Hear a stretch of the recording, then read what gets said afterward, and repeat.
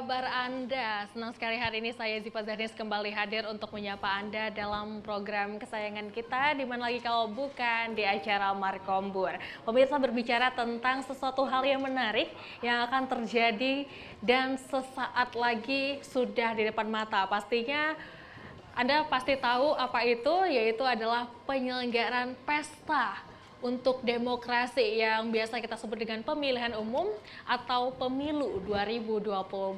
Nah, momen pemilu ini menjadi sangat penting sekali bagi demokrasi sebuah negara dan tentunya dalam menciptakan suasana yang demokratis, adil, dan bahkan bisa memilih pemimpin yang tepat. Wah, ini pasti harus ada peran serta seluruh masyarakat, apalagi generasi muda pastinya. Nah, hari ini saya tidak sendirian pemirsa untuk membahas topik menarik kita dengan judul Peran Pemuda Sukseskan Tahun Pemilu, karena di sini sudah ditemani dengan, aduh siapa lagi kalau bukan yang satu ini. Kenalkanlah diri abang, bang, silahkan bang. Alah Mak, kalau kau cerita anak muda, Apa aku tuh? bahagia. Kenapa? Kenapa? Aku juga anak muda. Sama ya, sama-sama Pada muda. zaman dulu. Tapi tetap tidak mengatakan aku anak tua, tetap anak muda. Tetap. Sebagaimana tajuk kita yang udah kau bacakan tadi. Betul. Namanya menghadapi pemilu ini, pesta demokrasi ini harus berjiwa muda. Karena kenapa? Tapi syaratnya, Apa? kalau selada batang selada, jangan ambil batang diremas-remas. Cakep. Kalau kita menghadapinya dengan jiwa muda, harus juga berpikiran cerdas. Pastinya. Tak boleh dangkal. Karena kenapa? Banyak kali kadang-kadang pada kesempatan pesta demokrasi ini, Iya. pemerintah ingin sukses. Pemerintah menginginkan kembali kepada generasi yang akan ke depan nanti yang memimpin adalah benar-benar orang yang potensial. Kan Betul, begitu. Yang pastinya. bisa dapat memimpin negara. Tapi kadang-kadang ada namanya TSTS, tim sukses. Mencari kesuksesan bukan kesuksesan yang didukungnya aja, kesuksesan pribadinya pun dipikirkannya. Waduh, ini sebenarnya dampaknya negatif atau positif ya bang? Pastinya kita harus bahas ya. Tentu, tapi seharusnya kan pembahasan ini harus cerdas. Betul. Dan tidak boleh terjadi propaganda. Walaupun tajuk kita ini atau lokasi acara kita ini namanya Markombur. Iya. Kadang-kadang orang berpikir Markombur itu yang negatif aja, padahal yang positif pun ada di situ. Betul, Bang. Tergantung tempat. Kalau tempatnya di TVRI Sumatera Utara dia positif-positif. Tapi kalau Iya. tempatnya di kedai kopi, pembagiannya harus berimbang. Ada yang positif, ada yang negatif. Tentu Menyesuaikan itulah dia ya. konsep perjalanan kehidupan masyarakat. Kadang-kadang benturan-benturan itu dalam berbicara tetap ada. Tak mau menang, tak mau kalah. Seri pun payah, katanya. Tapi di sini tak boleh begitu. Betul. Karena kenapa? Persoalannya, kalaupun ada persoalannya, harus ada pula solusinya. Makanya Itu kita dia. hadirkan narasumber yang terpercaya bang untuk menjawab Iya. keresahan kita nih sebagai Tentu. anak muda dan yang pernah muda. Ya, Oh, tetap bukan muda yang ya? pernah muda, tetap Tetap. muda. Jangan bilang pernah muda, tetap Oh, ya. muda lah. Siap salah. Kamu gimana? Siap salah, siap salah, siap salah, siap salah. Artinya Baik. hadir bersama kita nanti, Iya. ini masih kita nantikan. Waduh, ini pokoknya. Abangda ya. kita ini merupakan tokoh dan juga pimpinan Iya. yang punya gawe. Artinya yang punya gawe penyelenggaranya ini. Abangda Agus Syah R. Damanik ini ketua KPU Kota Medan. Kenapa saya bilang yang punya gawe? Kenapa, Karena Bang? penyelenggaraan ini mereka yang melakukan. Wah, betul. Kemudian juga tak kalah pula kalau bilang orang gelati, batang gelati. Cakep. Jangan ambil batang lalu disogok. Cakep. Ini adalah wanita cantik. Kegiatan sehari-hari adalah sosiolog. Wah. Siapa dia? Putri Atika MSI. Baik, nah tadi Luar sudah biasa. diperkenalkan sama Bang Munir ya, luar biasa sekali untuk narasumber kita pada hari ini ada Kak Atika. Sebelum kita sapa dulu ya. Tapi ada halo. pantun Ya. lagi satu. Apa lagi, Kalau Bang? garu katakan garu. Cakep. Garu tetak jangan makan sate. Cakep. Ini biru bukan sembarang biru. Bukan biru mewakili partai hari ini. Wah. Netralisir. Beda, lebih Netral. beda. Jangan nanti disalah artikan. Betul. Jangan perkara pemilu ya. Kode-kode katanya. Ya sosiolog pun udah main kode-kode yo katanya. Jangan, ini tak ada. Nggak ada. Ini netral ya, hari netral, ini. ya. Kebetulan aja warnanya biru. Maksudnya mau TVRI, warnanya kan biru juga. Iya biru. Betul. Alhamdulillah inilah luar biasanya hari ini. Iya. Harus cerdas kita menanggapinya. Betul. Jangan dangkal, jangan cetek. Sehingga menimbulkan polemik yang hal yang tidak sehat. Kan ya. Betul Silakan, sekali. Zipa. Baik, nah sudah hadir bersama kita ada Kak Putri Atikah ya, selaku seorang sosiolog yang akan menjawab keresahan, Betul. apalagi ini kan anak muda ya, Kak Tika Iya. ini anak muda Bang Iya, Munir, iya, iya. jadi pastinya bisa menyuarakan seperti apa sih kira-kira peran serta untuk pemuda ini Betul. mensukseskan pemilu tahun depan ya Iya. pastinya ya. Dan langsung aja kita bertanya kepada Kak Tika, di sini sudah hadir Kak Tika. Halo, apa kabar Kak sebelumnya? Alhamdulillah sehat. Luar biasa. Ini kalau melihat semangat pemudanya kita sudah siap lah berarti untuk bertanya ya seperti apa kira-kira kenapa peran pemuda sangat dibutuhkan untuk tahun politik pemilu tahun depan. Silakan Kak Tika. Jelas peran pemuda itu cukup besar dampaknya kemudian manfaatnya ya. Karena pada tahun depan itu 2024 jumlah pemilih pemuda dengan rentang usia 17 sampai 39 tahun itu sekitar 60% proyeksinya atau sekitar 114 juta. Nah, jadi pemuda tuh punya peran yang cukup besar dalam memilih pemimpin yang model macam mana nih di tahun 2024 dan 5 tahun mendatang. Kebijakan publik kita akan bagaimana itu sangat dipengaruhi oleh pemilih muda ini tadi begitu, karena jumlahnya cukup besar 60% dari total pemilih kita gitu. Jadi ya seharusnya ya pemuda itu mengambil peran ini dengan baik gitu. Kira-kira peran apa yang bisa menjadi ranah untuk pemuda nih Kak untuk mensukseskan hal ini? Karena kan banyak sekali ya, bisa jadi tadi kayak kata Bang Munir jadi TS ya, tim sukses, atau mungkin ada hal-hal positif lainnya nih Kak, kira-kira bisa diambil peran untuk pemuda-pemuda yang ya menjadi pemilih baru ya, apalagi Iya, kan sudah 4 tahun yang lalu kita Iya. tidak pernah memilih gitu ya, seperti apa nih Kak? Nah, peran pemuda yang paling utama saya kira adalah menjadi pemilih yang cerdas, pemilih yang kritis. Artinya, mereka pertama harus tahu dulu, sebelum memilih, ini legislatif, eksekutif ini tupoksinya sebenarnya apa, ya. Dan kemudian mereka memilah gitu dari calon-calon yang tersedia, bagaimana track recordnya, pernah terkait dengan pidana korupsi enggak? Pernah melakukan tindak pidana nggak sebelumnya? Ataukah mereka ini dari latar belakang bagaimana begitu? Itu penting juga. Dan kemudian juga melihat visi dan misinya. Artinya program kerjanya itu sesuai nggak dengan tupoksinya. Misalnya seorang caleg, itu visi dan misinya harus sesuai dengan tupoksi dari lembaga legislatif tadi gitu. Jangan sampai dia jadi caleg, tapi visi dan misinya itu seakan-akan sebagai eksekutif misalnya, ini kan nggak nyambung ya. Artinya pemuda tuh harus bisa melihat ini secara baik sehingga mereka siap menjadi pemilih yang kritis, yang rasional gitu, yang cerdas juga sehingga nggak salah pilih. Nah, kalau salah pilih nanti ini berdampak terutama pada kebijakan publik kita.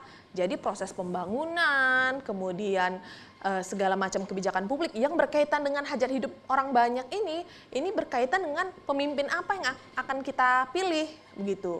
Nah, jadi pemuda tuh punya PR lah dalam pemilu mendatang karena jumlah yang cukup besar, maka tanggung jawabnya juga besar sebagai pemilih begitu. Betul sekali, apalagi 60% Bang Munir itu semuanya lebih banyak pemilih muda, generasi muda nih Bang. Apalagi kita ketahui saat ini KPU sendiri udah bergeliat, udah memulai tahapan-tahapan. Betul. Di mana tahapan awalnya adalah pendataan Ya. dan verifikasi terhadap seluruh calon legislatif yang terdiri daripada DPD, DPR RI, DPRD provinsi, DPRD kabupaten kota, dan satu lagi. Apalagi? Pada saat yang bersamaan di Februari nanti, yaitu pilpresnya. Jadi ada 5 yang akan dipilih. Artinya ada 5 surat suara di sana. Nah, tentu pula para anak muda dan peran pemuda karena dia sampai 60%, ini berimbang dengan peran serta para wanita di Indonesia. Bahkan wanita 70% kalau nggak salah saya perbandingan dengan laki-laki. Betul. Jadi ini perlunya peran serta untuk terciptanya secara sinergik. Marilah secara sukarela kita datang ke TPS untuk menentukan hak pilih kita. Jangan sampai nanti peran anak muda 60%, tahu-taunya tidak sampai 50% perolehan suara sah yang dipilih oleh masyarakat. Kadang-kadang itu problem. Iya, Dan betul. sampai sekarang ini macam Sumatera Utara ya. Iya. Jujur, kita belum sampai kepada ambang level nasional 70 sekian persen, 77%. Masih di bawah level nasional. Hasil perolehan katakanlah masyarakat pemilih kan gitu, partisipasi masyarakat pemilih. Nah ini kan luar biasa. Artinya kenapa? Ini efeknya apa dan bagaimana? Betul. Nah, jadi kita tanya juga kepada Bu Atika Silakan, Bang ini. Munir. Ini luar biasa karena bagaimana, apakah udah sukses KPU ini melakukan sosialisasi kepada masyarakat khususnya di tengah-tengah anak muda. Ini yang perlu kita tahu. Wah, ini langsung dijawab nih sama Kak Tika. Kira-kira seperti apa nih seharusnya ini pandangannya? KPU yang jawab, tapi kita Tapi karena anak muda, jadi ini perlu juga sih, Bang, harus kita pengen cerdas, tahu kan? ya kira-kira. Ya. Sebagai sosiolog, peran sertanya untuk memantau situasi yang berkembang itu sangat Setuju. cerdas gitu ya kan. Baik, Silakan Kak Kak Tika. Tika. Ya. Saya takut juga nanti diomelin pula saya dengan Enggak, KPU enggak. ya, Bang. Artinya begini, ini pandangan Pandangan sisi ya. kakak. Kan kita negara demokratis Iya, ya. Benar, harus ada kebebasan Hak akademik. pendapat, Betul. ya, betul. Nah, jadi bagi saya yang paling penting juga adalah bagaimana kemudian sosialisasi tentang pemilihan umum yang dilakukan oleh KPU ini juga melihat segmen-segmen di masyarakat. Artinya kan setiap masyarakat itu punya kondisi sosio-antropologis yang Betul. berbeda-beda. Betul. Ya nggak, Bang? Misalnya ada masyarakat di perkotaan, di pedesaan, rentang usia, kemudian gender, ini juga harus dilihat secara baik begitu. Jangan nanti dipukul rata saja sosialisasinya sehingga nggak tepat sasaran. Betul. Nah, jadi harus dilihat itu. Yang kemudian adalah misalnya kalau anak muda itu memang orientasinya mereka mendapatkan informasi. Bukan mereka, Bang, kami. Iya. Kita kembalikan dia. Sama Jangan kita. mereka. Kami. Iya, Saya benar. tegaskan lagi. Kita. Betul, Karena kita. kami nggak punya hak kan gitu Betul. kan. Iya. Iya, karena sama-sama muda ya, Iya, Bang. Betul. Jangan salah loh. Jangan salah ya. Iya. Nanti menggiring opini yang lain nih. Nah, Baik, jadi silakan. kita sebagai pemilih muda ini juga mendapatkan orientasi informasi, berita itu memang diakses internet, media Betul. online, media sosial. Maka sangat penting kemudian bagaimana apa yang kita akses, apa yang kita serap informasi dari media-media digital ini kemudian mempengaruhi pola perilaku pemilih, terutama pemilih pemuda. Gitu. Jadi artinya kalau yang dipaparkan media online itu adalah kasus-kasus korupsi, ya nggak usah heran bila kemudian pemilih pemula ini enggan memilih dan nggak punya ketertarikan atau apatis begitu. Atau misalnya apakah misalnya pemilih pemula di desa juga memahami nggak informasi berita yang dipaparkan di media sosial ataupun media online. Ini juga harus dilihat karena apa? Kita harus lihat bahwa ada ketimpangan yang cukup tajam di masyarakat kita. Secara ekonomi juga pendidikan, begitu. Apakah bahasa-bahasa yang dipakai di media ataupun yang dilakukan sosialisasi oleh penyelenggara pemilu itu bisa nggak diartikulasikan secara baik? Begitu, sehingga masyarakat memahami informasi itu apa sebenarnya. Jadi yang jelasnya kalau kita simak apa yang disampaikan Kak Atika, satu pesan yang paling sederhana.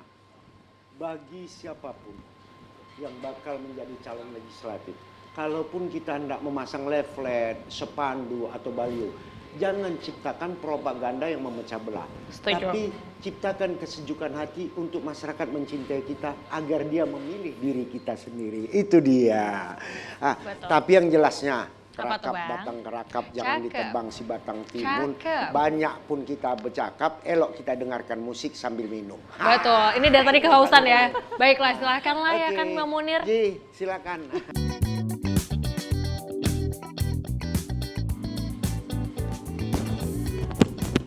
Ya, kita kembali lagi dalam program Markombur, masih bersama dengan saya Zizi dan rekan saya Bang Munir ya. Iya. Tentu kami juga membuka program dialog interaktif bagi masyarakat yang ingin melakukan interaktif kepada kami, ingin mengetahui dan bagaimana, silakan aja menghubungi kami melalui 0811 6100 386. Silakan, jangan ragu-ragu, kami akan menjawab yang terbaik untuk kita semua, yang jelasnya untuk menciptakan solusi kegalauan kita semua. Saya enggak mengatakan kegalauan Anda, kita semua. Ya. Sebagaimana kami udah deklarasikan.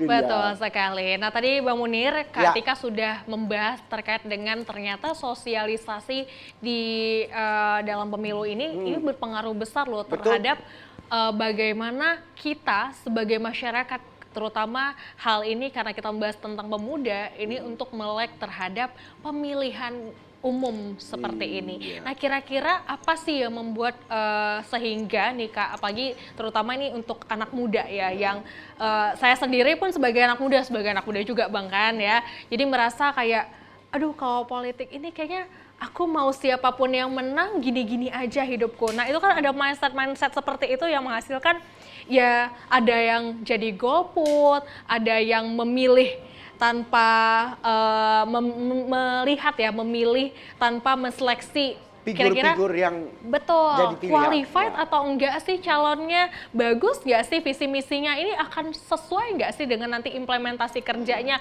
Nah kira-kira seperti apa nih Kak? Apa yang terjadi? Nah, jadi ada beberapa hal yang harus kita perhatikan. Kenapa kemudian masyarakat itu merasa ya apatis saja mereka dengan politik begitu. Yang paling utama adalah ada kesenjangan antara aspirasi masyarakat dengan kebijakan publik kita. Jadi aspirasinya, kebutuhan masyarakat nih, suara masyarakat di A, kebijakan publiknya di Z. Jadi timpang sekali sehingga masyarakat merasa kecewa kan.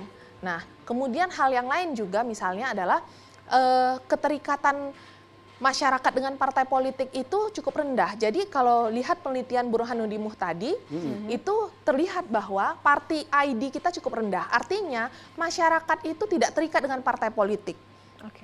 Padahal untuk memilih, mereka kan harus tahu partai politik mana yang bisa menjadi motor bagi pembawa aspirasi kita. Begitu. Nah, party ID kita cukup rendah gitu. Ini kenapa partai ID kita cukup rendah? Karena memang partai politik kita kinerjanya juga rendah. Artinya pada saat masyarakat mengalami masalah, misalnya dalam akses fasilitas publik, ini apakah kemudian partai politik bisa ini menjembatani? Gitu. Karena kan pejabat-pejabat publik ini lahirnya dari partai politik, jadi nggak bisa dilepaskan dari itu. Dan kemudian juga politik uang kita cukup tinggi. Nah, politik uangnya cukup tinggi. Ini nggak bisa dipungkiri ya. Yang terkenal apa Bang? NPWP, nomor piro, wani piro. Nah, gitu. Oh ada tagline-nya. Nomor piro, warni piro. Ada tagline-nya rupanya Bang Munir. Awal yang paling jelasnya aja wani piro aja. Ini baru sedep nih NPWP. Nomor piro, wani piro. Oke. Uangnya sendi. Tapi itulah pula tadi ku bilang. Kenapa? Persoalan calon legislatif nothing tulus dan tidak siap. Artinya memaksakan kehendak secara potensial, oke boleh. Tapi secara finansial nanti dulu. Nah kan jadi persoalan tersendiri cukup kan. Tinggi tadi politik uangnya itu. Dan kemudian hal yang lain juga harus kita lihat adalah misalnya muncul nih sekarang kan politisi-politisi muda begitu. Tapi permasalahannya adalah politisi muda ini lahir dari mana begitu? Dari dinasti politik enggak? Gitu. Kalau dari dinasti politik jelas anak muda melihat itu sebagai elitis gitu. Artinya ya kalau anak muda pada tingkat grassroots melihatnya bukan sebuah harapan, tapi sebuah pesimisme. Artinya nggak ada artinya dia di situ, anak muda di situ di legislatif, di eksekutif gitu, nggak ada gunanya. Karena apa? Mereka lahir dari dinasti politik yang memang orang tuanya adalah pejabat atau orang tuanya adalah elit partai atau adalah kelompok pengusaha-pengusaha yang mampu membiayai kampanye yang cukup mahal ini, begitu. Jadi sangat elitis. Yang saya kira juga harus diperhatikan adalah hal terakhir juga adanya dugaan-dugaan penyelewengan atau rendahnya transparansi dalam penyelenggaraan pemilu. Nah ini juga sayangnya orang KPU nggak datang ya Bang, harusnya bisa menjawab ini juga Mbak. Artinya jangan sampai karena kecurigaan-kecurigaan apalagi juga muncul ya di mana kasus-kasus ada suap menyuap gitu. Ini jangan sampai citra-citra seperti ini yang kemudian membuat masyarakat termasuk juga anak muda itu kemudian pesimis dan nggak mau ke TPS, nggak mau milih, nggak mau peduli begitu. Ini yang saya kira sangat berbahaya juga. Ya, memang beberapa kasus sebagaimana tahun yang lalu ada beberapa calon legislatif yang tim suksesnya terpegang tanda kutip melakukan serangan pajar lah kita bilang. Dipegang, diserahkan kepada Banwaslu. Kenyataan realitanya tak ada tindak lanjut, tetap patah di tengah jalan, ya melenggang juga kawan, kan gitu kan.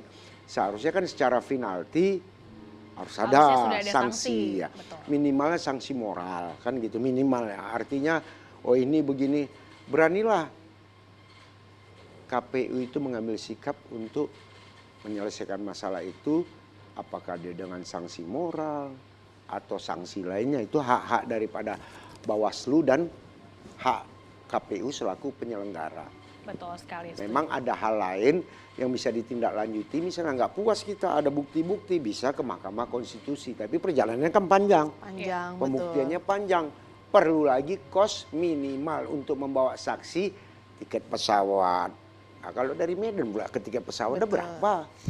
Nah, ada kesulitan untuk birokrasi ya, yang mungkin ini tidak mempermudah kita dalam hal ini, apalagi regulasi yang masih mungkin harusnya lebih diperbaiki kembali gitu ya. Sudah baik tapi akan lebih baik lagi jika diperbaiki seperti itu ya. Nah, tadi Bang Munir, Kak Tika juga ada membahas terkait dengan beberapa hal yang menjadi hal-hal yang buat masyarakat terutama anak muda tidak melek politik. Tadi ada kos biayanya yang terlalu mahal dan ada dinasti politik seperti itu. Nah, ini menarik sekali terkait dengan dinasti politiknya.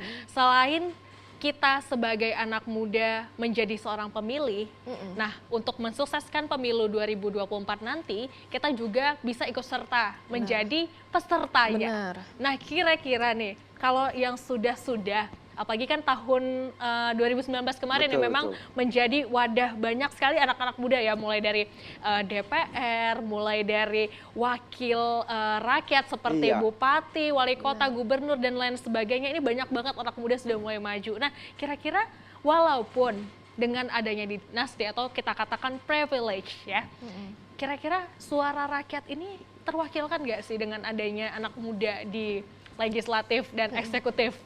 Seperti apa nih Kak? Nah, kita berharapnya memang keterwakilan anak muda di legislatif maupun eksekutif itu kan kemudian mereka bisa membawa aspirasi anak muda ya, begitu. Pastinya. Tapi permasalahannya adalah apakah mereka membawa aspirasi anak muda, begitu, bila kemenangan mereka itu based on money politik, begitu. Nah, ini yang harus digarisbawahi. Artinya pada saat kemenangannya hanya berdasarkan politik uang, maka dia akan melayani para pendonor atau donatur-donatur yang dulu membiayai dia saat kampanye. Nah, artinya ya konstituennya ditinggalkan begitu. Nah, jadi ini juga harus kita lihat ya bagaimana proses kaderisasi di partai politik. Apakah orang nyalek atau dimajukan sebagai kepala daerah eksekutif itu berdasarkan proses kaderisasi yang memang mateng atau hanya karena privilege tadi? Misalnya dia anak pejabat atau enggak dia anak dari elit partai begitu, atau enggak dia dari kalangan pengusaha yang enggak mengikuti proses kaderisasi tapi bawa uang segepok gitu. Dan dia akan selesaikan ini begitu. Jadi artinya pada saat itu terjadi akan sulitlah aspirasi anak muda ini terjaring dalam kebijakan publik. Yang terjadi seperti yang pertama tadi Bang saya bilang, ada ketimpangan antara aspirasi dengan kebijakan publik begitu. Karena memang itu paling populer. Arti kenapa? Wani Piro begitu selesai, aku terpilih, lo dulu kan kau kubeli. Ngomongnya gitu. Benar. Yang paling sadis lagi, aku bukan mewakili suaramu. Aku mewakili suara partiku. Kan menjadi problem kan? Iya, karena ada kesalahpahaman ya barangkali ya menjadikan ya banyak sekali caleg-caleg ini yang merasa bahwa dia adalah wakil dari partai, bukan wakil dari rakyat. Padahal jadi sebenarnya untuk lebih tajam lagi nanti, Aduh. biar supaya lebih slow, kita tetap santai. Iya. Mari kita dengarkan dulu musik ini. Karena sudah mulai panas ini Bang. Udah mulai akhirnya jangan sampai panas kaki ini mendidih nanti. Betul, makanya kita dinginkan ya. Down untuk santai bersama adik-adik pemusik kita. Silakan Arinda. Baik.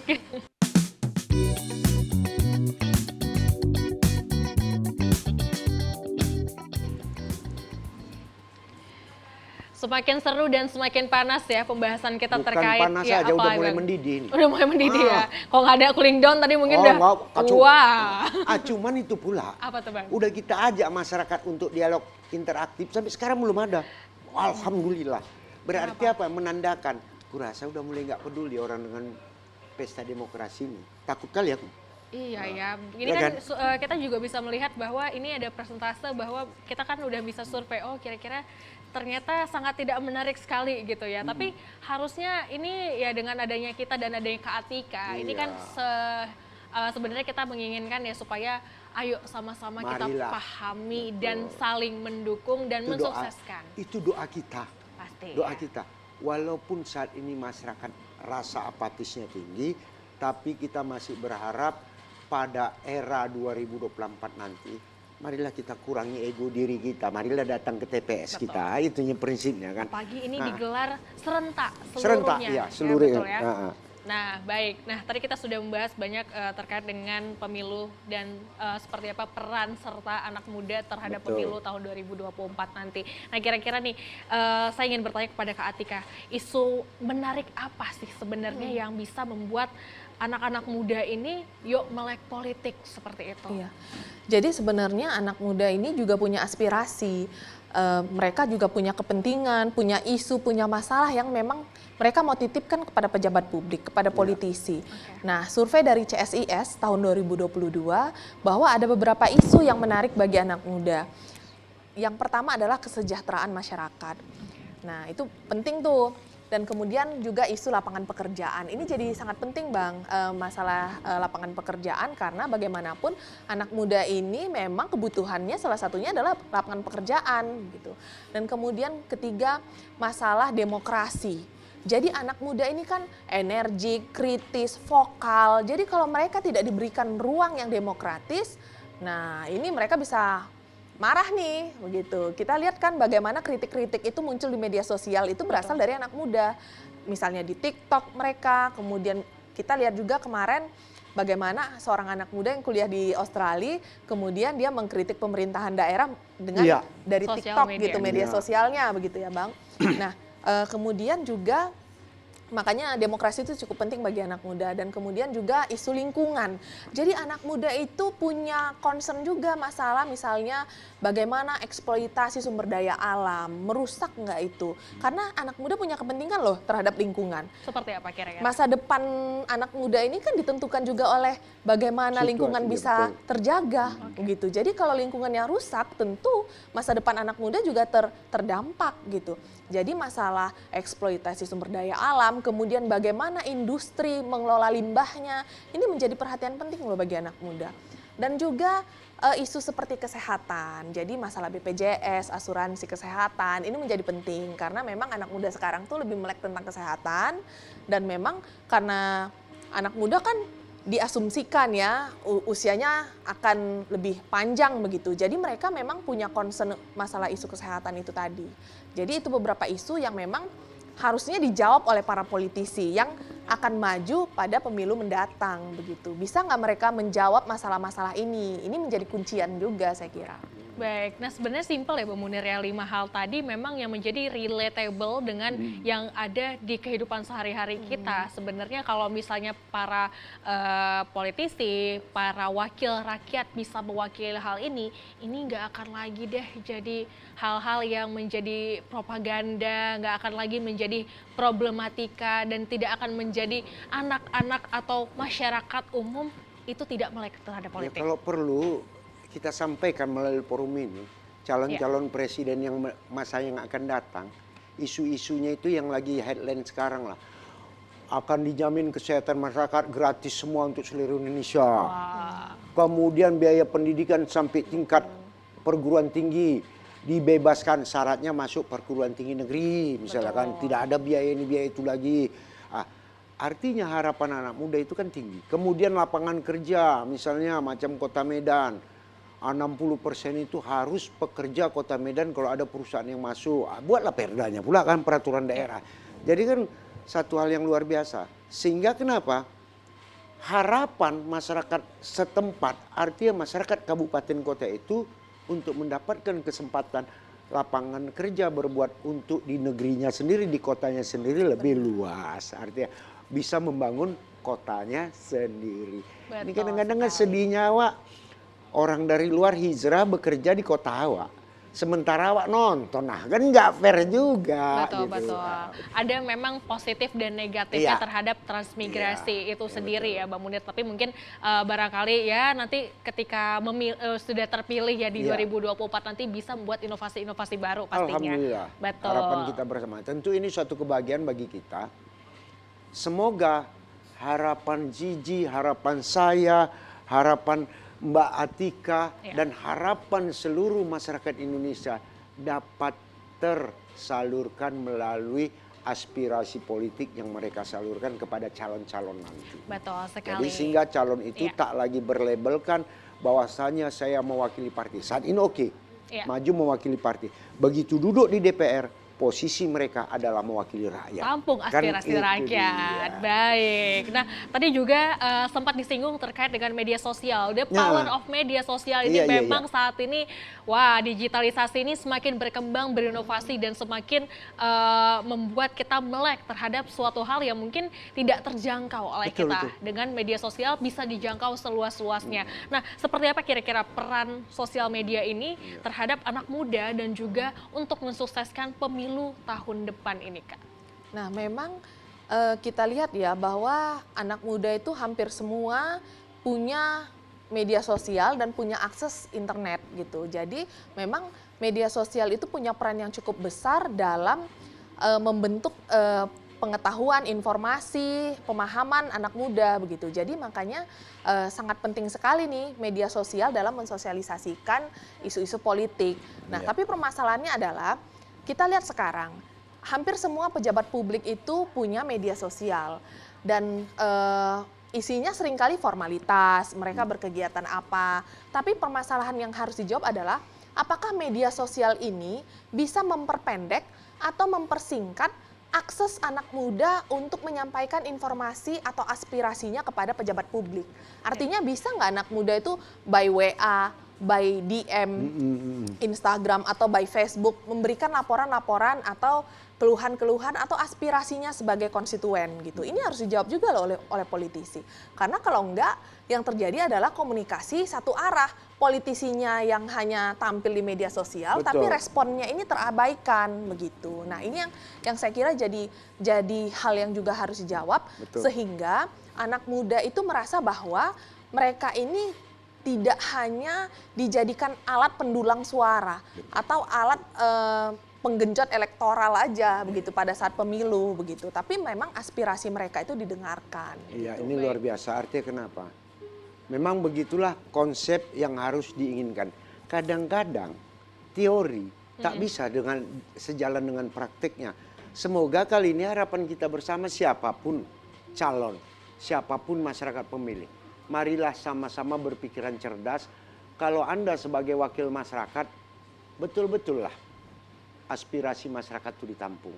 Katakanlah kalau di DPR ada lembaran pokok pikiran, tampunglah mereka, lalu dalam paripurna penuhilah itu. Kemudian bagi masyarakat juga jangan menjustis, jangan mencederai, jangan mempropagandakan seseorang itu karena persoalan fitnah. Itu sangat berbahaya. Artinya netral, realitas, semuanya berjalan sebagaimana kita laksanakan. Baik, nah dan tidak terasa nih Bang Munir sudah 1 jam kita bersama dengan pemirsa di rumah ya untuk menemani pemirsa di acara Markombur. Tapi sebelum kita mengakhiri perjumpaan kita pada sore hari ini, ada baiknya kita dengarkan nih kira-kira pesan dan seperti apa closing statement dari Kak Atika ini terkait dengan topik kita pada hari ini yaitu peran pemuda sukseskan tahun pemilu. Silahkan waktu dan tempat kami persilakan untuk Kak Atika. Jadi karena jumlah pemilih pemula itu cukup besar di tahun 2024, memang kita berharap agar pemuda memaksimalkan perannya dengan menjadi pemilih yang kritis, yang rasional, dan juga pemilih yang anti politik uang dan anti SARA. Gitu. Jadi memang memilih berdasarkan pertimbangan-pertimbangan yang cukup logis. Saya kira itu. Wah, luar biasa. Singkat, padat, jelas menutup perjumpaan kita pada sore hari ini, Bang Munir. Terima kasih kepada Kak Atika yang sudah memberikan aspirasinya, sharing-sharing terhadap bagaimana. Yang jelas kita tidak bertemu pada program Markombur. Wah, pasti di dong. hari yang berbeda kan gitu. Betul sekali. Dan akhir kata saya Ziva Zahrianis dan rekan dan saya Haji Munir Nasution serta bersama kami Kak Atika tentu pula kalau ketemu batang, kalau jamu katakan jamu, Cakep. jamu tetak katang selatan. Cakep. Bertemu kita boleh bertemu pula di masa mendatang. Kita Baik. dengarkan musik berikut ini. Iya, sampai jumpa.